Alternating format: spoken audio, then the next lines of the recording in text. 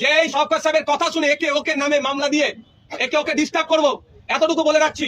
অনেক সহ্য করেছি, আমি আর কিন্তু চুপ থাকবো না, একদম ছেড়ে কথা বলবো না। অনেক হয়েছে, নাটক বার করবো। থানার অদূরেই বোমাবাজি হচ্ছে, থানা জানে না? তাহলে তাহলে দুটো জিনিস হচ্ছে, শওকত মোল্লা সাহেব ক্যালকাটা পুলিশকে ফেলিওর বলছে। যে ক্যালকাটা পুলিশ একসময় স্কটল্যান্ড ইয়ার্ডের পরে চর্চা হতো, তাহলে সেই ক্যালকাটা পুলিশ আজকে ফেল। সঠিক তদন্ত হলে হয়তো দেখা যাবে শওকত সাহেব তার লোককে দিয়েই, আরে 12-13 খানা গাড়ি তিনি নিজে মুখে স্বীকার করছেন, পুলিশের এসকর্ট আছে তার সাথে, তিনি নাকি জেট সিকিউরিটি পান, তারপরেও তার গাড়িতে মেরে দিল। এই নাটক হচ্ছে নাকি?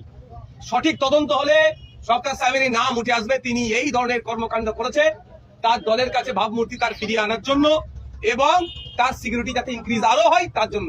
লাস্টে কি অভিষেক ব্যানার্জি যে সিকিউরিটি নিয়ে ঘুরে, মমতা ব্যানার্জি যে সিকিউরিটি পান, সেই ধরনের শওকত সাহেব কি চাইছেন নাকি? এই নাটক হচ্ছে। এই রমজান মাসে ভাঙড়ের মানুষকে অশান্তির আগুনের দিকে ঠেলে দেওয়া হচ্ছে। ভাঙড় সহ রাজ্যের মানুষ কিন্তু এটা মেনে নেবে না। আমাদেরকে কি বলা হচ্ছে, আইএসএফ এর ছেলেরা নাকি বোমাবাজি করেছে।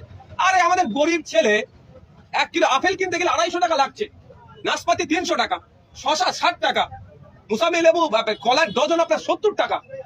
একটা বোমের দাম কত 2-2.5 টাকা কম বেশি হতে পারে, আমার জানা নেই, তারপরেও বলছি ও টাকা থাকলে আমরা পেটে খাবো। সারাদিন রোজায় আছি, সন্ধ্যাবেলা ঠিক করে ইফতার করতে পারছি না আমাদের ছেলেরা, আমরা বোম মারবো।